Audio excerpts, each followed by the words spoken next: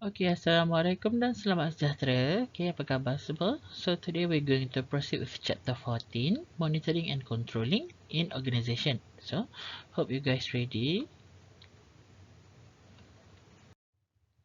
So, pertama sekali kita akan tengok controlling. What is controlling? Okay, controlling is the process of monitoring, comparing and correcting work performance. So, kalau tengok dekat sini, yang pertama kita ada monitoring, pemantauan. Yang kedua adalah comparing, perbandingan, dan juga correcting work performance. Maksudnya kita perbetulkan hasil kerja yang silap atau kurang lah. Okay, so purpose of control adalah to ensure activity are completed in a way that lead to the accomplishment of organization goal. So, maksudnya kita monitor, okay, kita compare, lepas tu kita correcting, ing. Okay, so tiga-tiga ni semuanya nak kejar goals. So kita nak kurangkan kesilapan.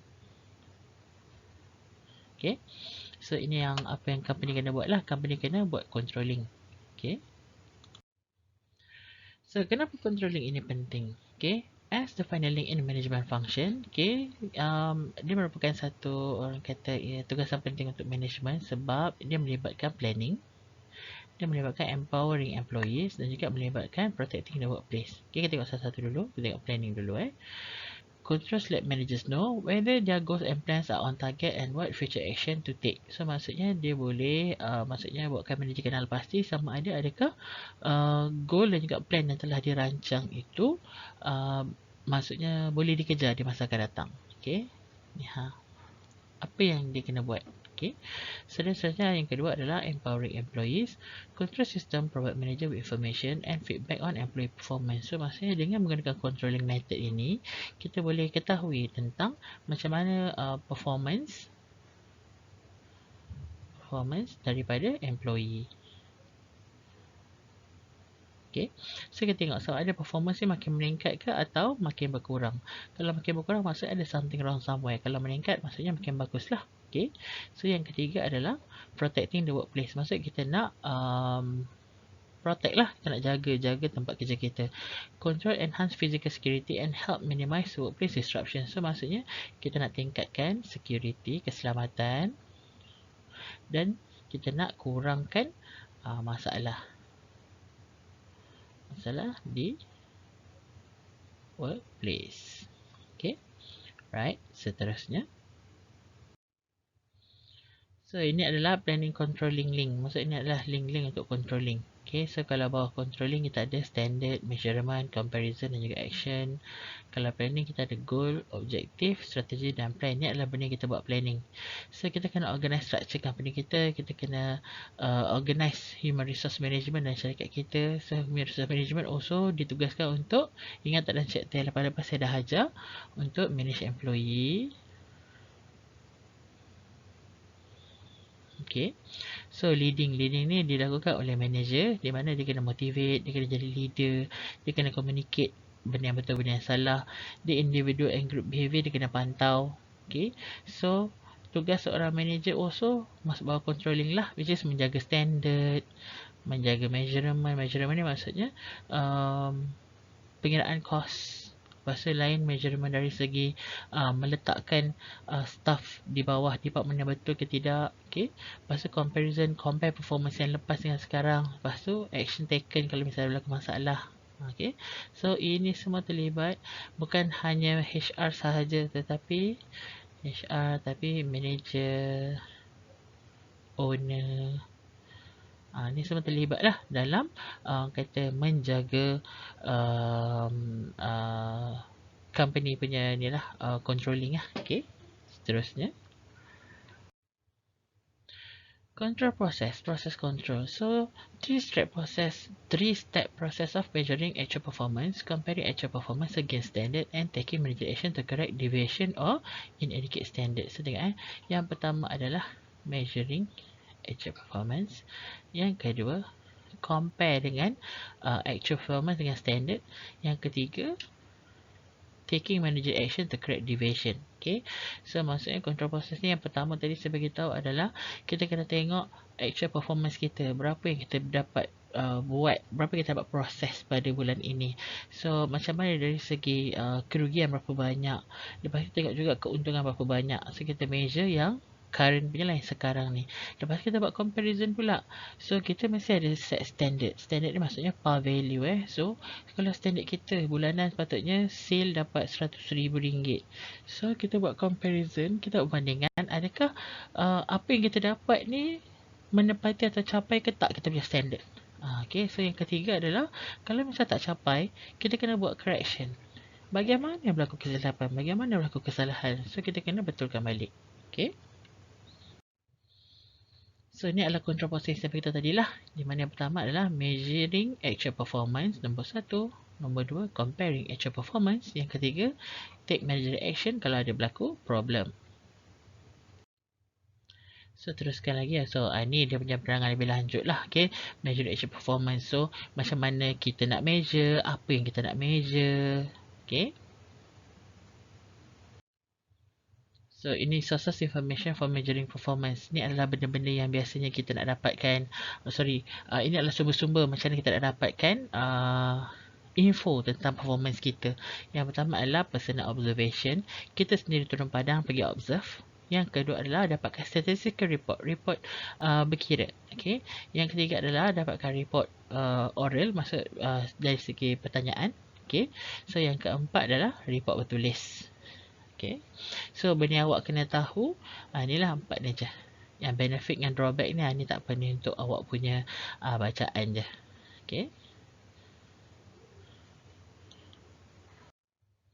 So step 2 adalah buat perbandingan actual performance again dengan standard yang kita dah set. Okay. So determine degree of variation between actual performance and standard. Range of variation, the acceptable parameter varying between actual performance and standard. So maksudnya kalau misalnya standard ni maksudnya yang kita dah set lah setiap bulan standard 1,000. Okay. Okay. So kita tengok yang current month. Adakah dapat capai atau tak capai? Kalau tak capai ni maksudnya kita kena buat action. Kalau tak capai, kalau kena terbalik lah. Kalau tak capai, kita kena take action. Okay, kalau capai maksudnya kita kena maintain. Okay, right. So seterusnya adalah acceptable range of variation. So tengok dekat sini Ini adalah standard yang kita dah set. Contoh tu saya bagi assumption tadi lah. Okay, contoh kat sini adalah 100,000. So daripada bawah ni maksud kita start, mungkin kita start ni kita dapat proses sebanyak 50,000. Lepas tu kita dapat proses kat sini 150,000. So menurun. Tapi menurun ni pun kita masih accept lagi. So ni baguslah kita accept. Tapi bila dah turun ke bawah ni, contoh kat sini kita dapat 80. So ni kita kena take action. Ini action. Okay. Kita masih approve, kita masih proceed lagi dengan penghasilan produk ini. So acceptable lower limit. Kita masih accept lagi penghasilan produk ini. Tetapi kita kena take action. Kenapa makin turun dan kita tak nak turun? Tiba-tiba makin turun. So makin turun kita kena buat action yang baru lah. Mungkin action lama ni tak boleh pakai. So kita kena buat action yang baru. So bila buat action yang baru, kita take action yang baru.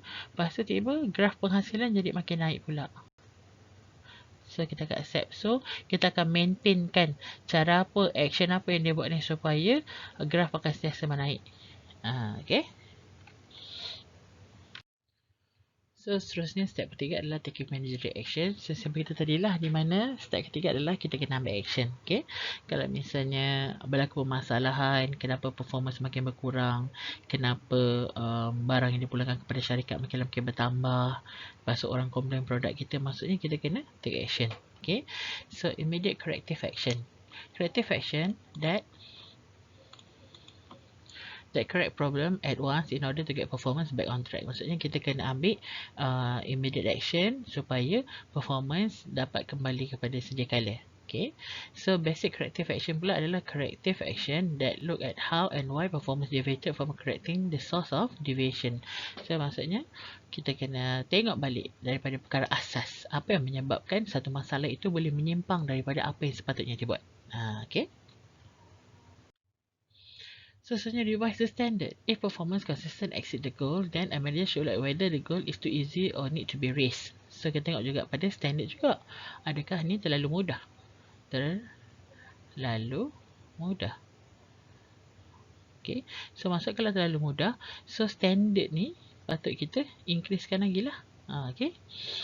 So manager should be cautious about revising standard downward. So manager sepatutnya kena hati-hati apabila nak ubah sesuatu standard. Okay, sama ada naik atau turun, tak kena downward atau upward Sebab kalau misalnya standard ni terlalu tinggi, so susah nak kejar. Tetapi kalau terlalu rendah, mudah sangat. Takut nanti ada orang tipu, ada orang orang kata menyeleweng. Okay.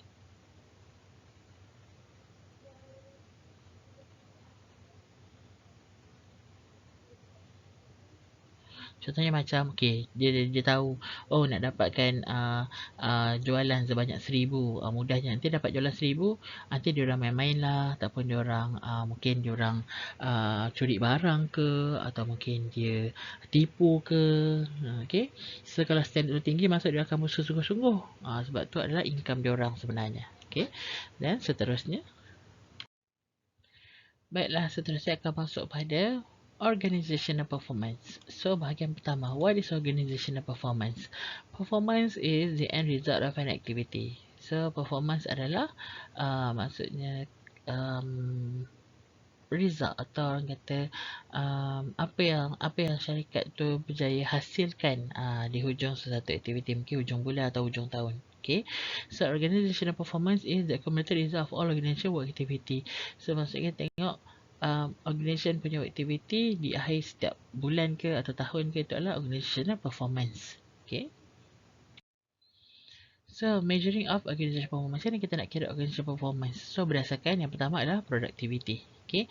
The amount of goods or services produced divided by the input needed to generate output. Maksudnya berapa jumlah produce, jumlah yang dihasilkan.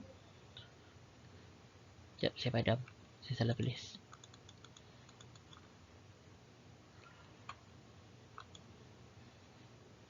Okay, production minus input. Sebenarnya. Okay. So contoh macam dia produce barangan sebanyak 100,000. Okay. Input yang dia letak dalam tu cuma mungkin dia letakkan hanya untuk lebih kurang dalam 50,000 unit je. So maksud productivity adalah 50,000. So 50,000 ni apabila kita kalikan dengan mungkin satu barang tu dalam RM3. So dia akan dapat keuntungan 5 kali 3, apa 3 pula, 5 kali 3 15. So akan dapat keuntungan sebanyak RM15,000. Macam itulah. Okay. So then seterusnya, organizational effectiveness, a measure of how appropriate organization goals are and how well those goals are being met. So maksud nak beritahu kat sini, kalau organization effectiveness adalah kita nak kira berapa target goal syarikat. Okay. Dan juga macam mana kita nak kejar goal tu. Adakah mudah atau susah? Okay. Next. Okay, baiklah, controlling for employee performance pula. Okay, misalnya kita nak control performance employee. Okay, kita perlu ambil disciplinary action, tindakan disiplin. Action taken by manager who to enforce the regulation work standard and regulation. Maksud kita nak suruh orang kerja standard and regulation, sebab itu kita buat tindakan disiplin. Kalau misalnya satu orang pekerja tak capai standard, tak capai disiplin, maksud kita kena jatuhkan hukuman disiplin. Okay. So delivering effective performance feedback. Manager need to provide the employee with feedback so that employee know where they stand in term of their work. So maksudnya manager dia perlu setkan macam satu performance feedback lah, di mana setiap tahun setiap pekerja akan dapat rating tentang performance dia. So kalau performance dia baik, maksud dia kena keep up, dia kena maintainkan. Tetapi kalau performance dia rendah, dia kena naikkan performance dia. So ini adalah types of discipline problem and example of which. Ini adalah masalah-masalah disiplin yang berlaku dalam syarikat yang mengganggu perjalanan syarikat. Okay.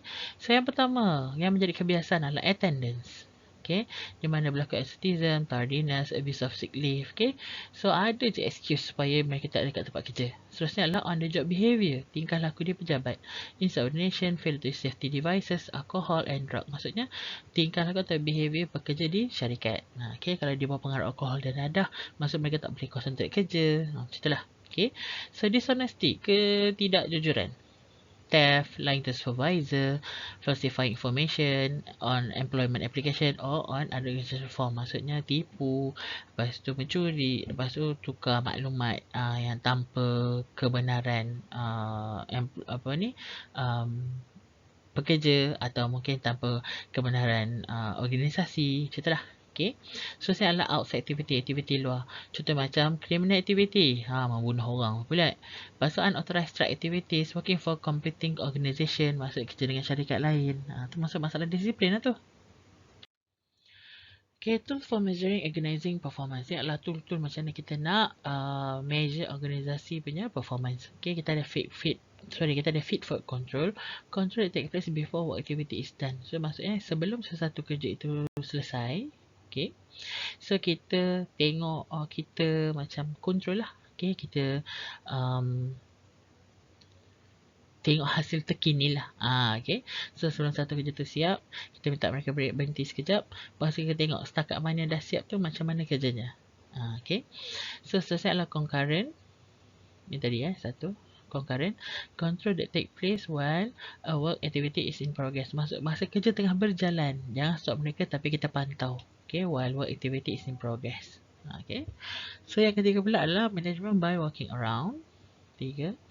So, bila manager turun padang, interact dengan employee, tengok employee punya kerja.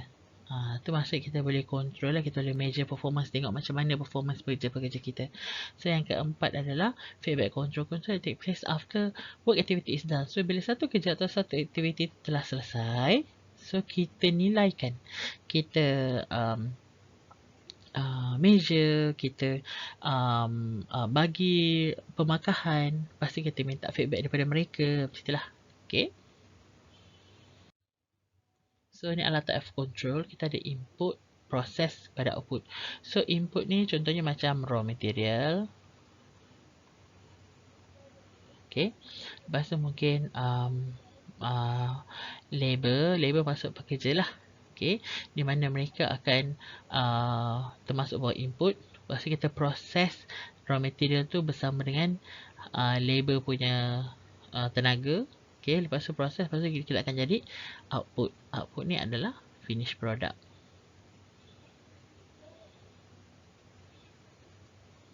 Okay. So, ini adalah contoh macam fit for control. Okay. Maksudnya apa yang berlaku masa input ni adalah kita buat fit for control, anticipate problem. So, maksud kita identify daripada awal masa ada raw material pekerja apa semua, masa kita dah control tengok ada problem ke tidak. Mungkin dari segi raw material tersebut, mungkin dari segi pekerja, mungkin dari segi electricity, mungkin dari segi faktor-faktor, mungkin dari segi macam duit. Okay. So, kita tengok ada problem tak dekat that aspect. Okay, lepas tu masa tengah proses pula, kita buat concurrent control. Concurrent control ni adalah masa proses tengah berjalan, kita jangan hentikan proses tersebut, tapi kita terus tengok ada problem ke tak. Kalau ada problem, kita terus betulkan apa problem yang berlaku. Dan lepas tu, bila dah keluar output, dah jadi output, so kita akan buat feedback control. So, correct problem after it occur. So, ini kita akan pantau kepada finished product. Kita tengok hasil yang dikeluarkan tu sama ada berkualiti ke tidak. Lepas tu jumlahnya cukup ke tidak. Okay. So kita akan tengok bawah. Ni lah output lah. Di mana kita buat feedback control. So, seterusnya masuk pada financial control. Macam kita nak control keuangan. Okay, kalau cara dulu, which is traditional control, kita akan buat ratio analysis. So, ratio analysis awak akan belajar dalam finance, di mana kita akan buat liquidity, kita akan buat leverage, activity, juga profitability. Ni saya tak terangkan dengan lebih lanjut lah. Ni just pengetahuan je lah. So, ratio analysis sebenarnya kita nak tengok berapa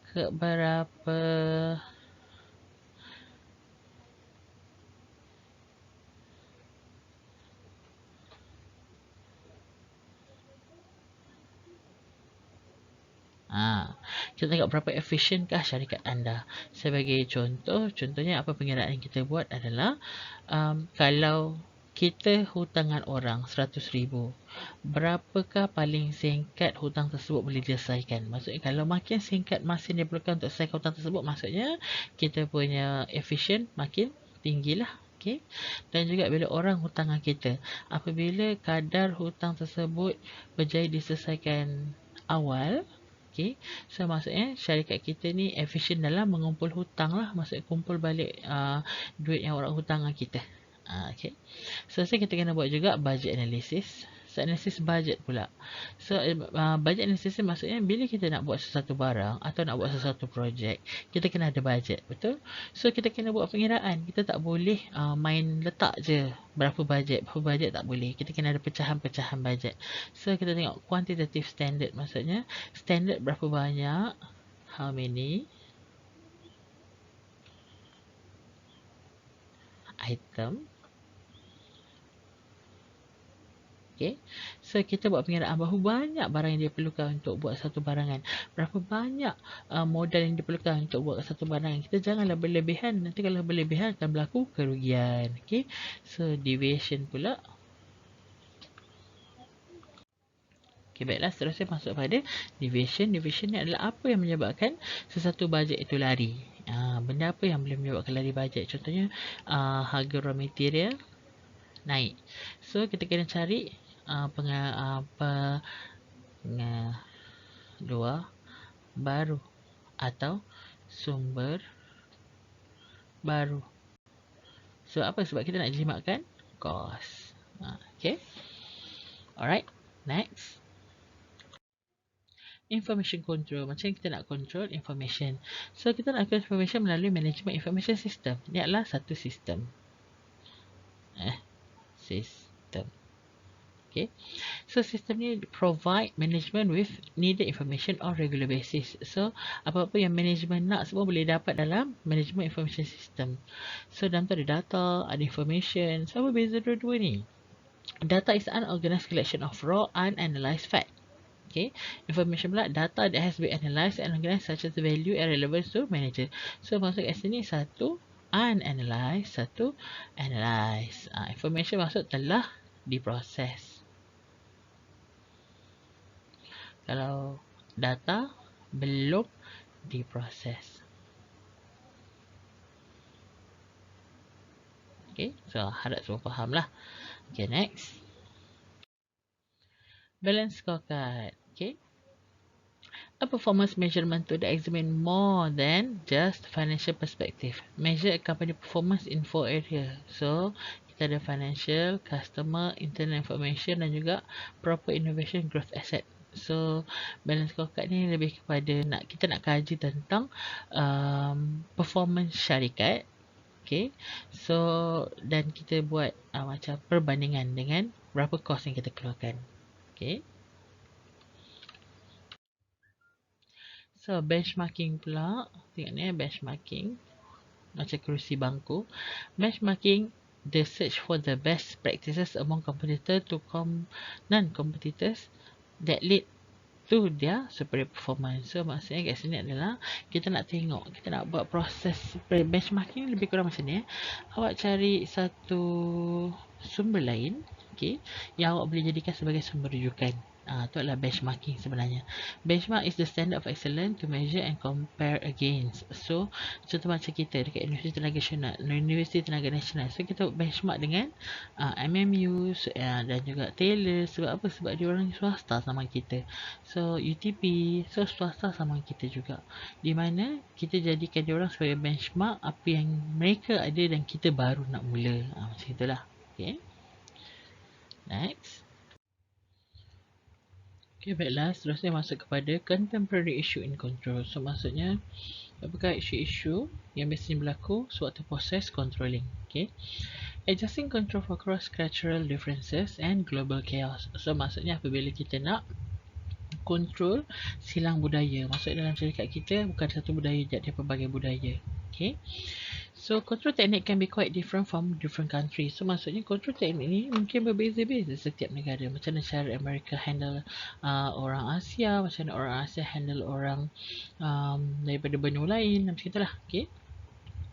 So differences are primarily in the measurement and corrective action step of the control process.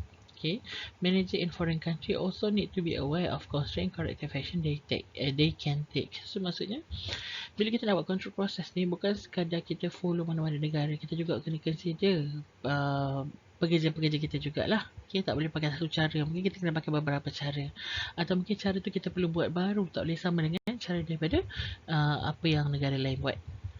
Okay. So contemporary issue seterusnya adalah workplace privacy. Maksudnya privacy kat tempat kerja lah. Okay. Employer can do and do. Okay.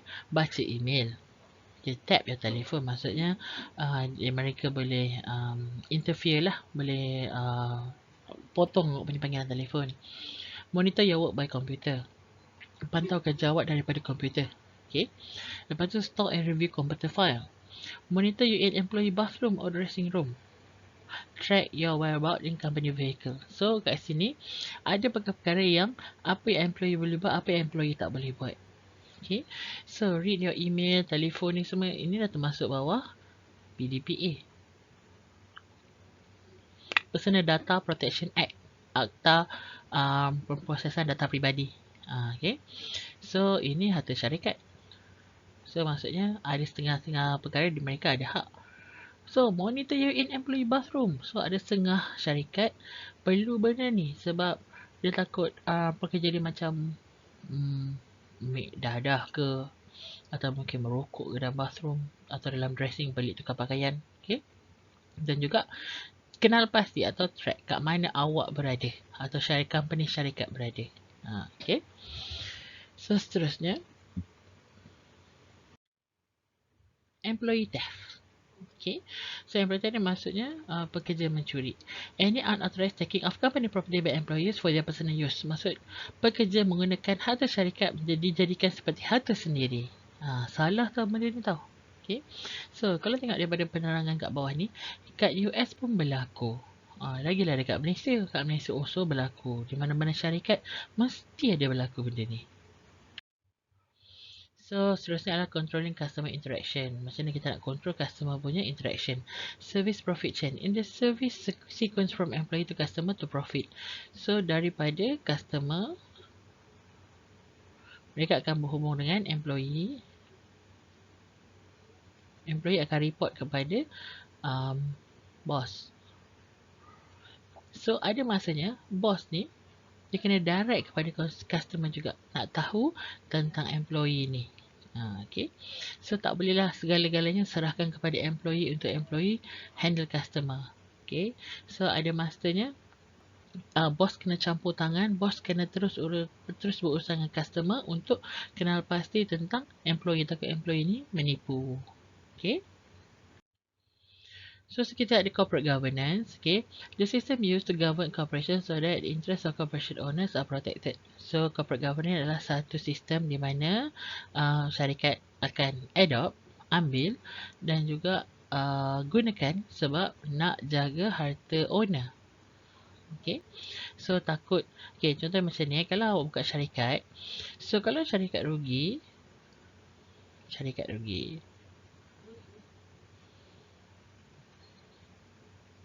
Okay, dia tidak menggunakan aset owner. Tapi harta syarikat, harta owner, tidak sama. Tapi apa yang owner labur dekat syarikat, tu mungkin jadi kerugian kepada owner. Tetapi kalau syarikat rugi, syarikat tak boleh claim daripada owner lah. Sebab mereka separate entity. That's dah belajar dalam law.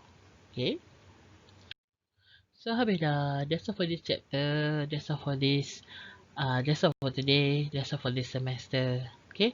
So jangan lupa habiskan semua kerja yang belum habis. So kalau kalian tak faham, jangan lupa screenshot dan tanya saya directly anytime, anywhere. Okay. So take care everyone. Stay safe. Assalamualaikum. Selamat sejahtera.